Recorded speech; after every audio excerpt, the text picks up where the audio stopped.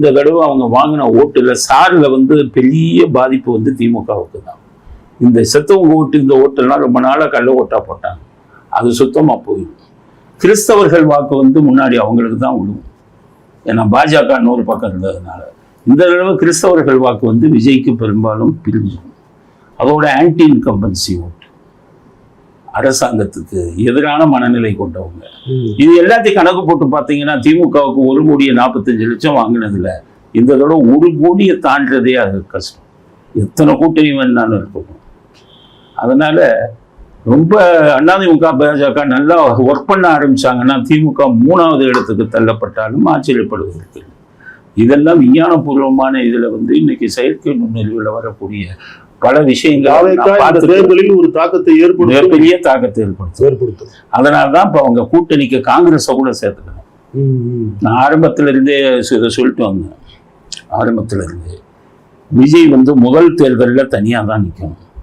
அப்பதான் உங்களுடைய சொந்த பலம் தெரியும். நீங்க ஜெயிக்கலனாலும் பரவாயில்ல, முதல் தேர்தலே தனியா நிக்காம கூட்டணியோட நின்னா உங்களுடைய சொந்த பலம் என்பது உங்களுக்கே தெரியாம போகுது. ஆனால் விஜயை காட்டிதான் காங்கிரஸ் திமுகவோடு பேரம் பேசுவதாகவும் ஒரு கருத்து இருக்கு. அப்படிதான் அவங்க என்ன இவரை காமிச்சு பேரம் பேசுனாங்க. ஆனா இவங்களே இவங்க கேட்கிற சீட்டை கொடுக்குற மாதிரி இல்லை. காங்கிரஸுக்கு 2% ஓட்டு தான். 2% 3%க்கு மேல காங்கிரஸுக்கு ஓட்டு இல்லை.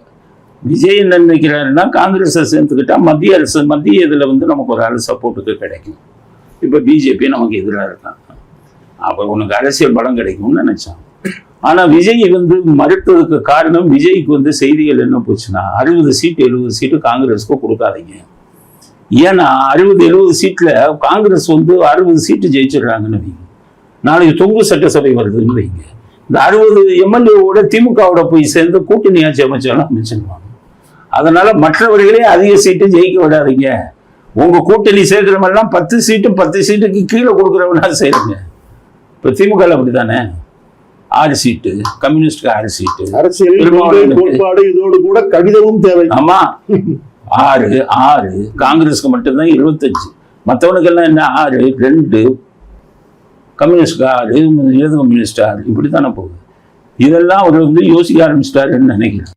அதனால விஜய் மிகப்பெரிய தாக்கத்தை இந்த ஏற்படுத்துவார் அப்படிங்கிறது உறுதி.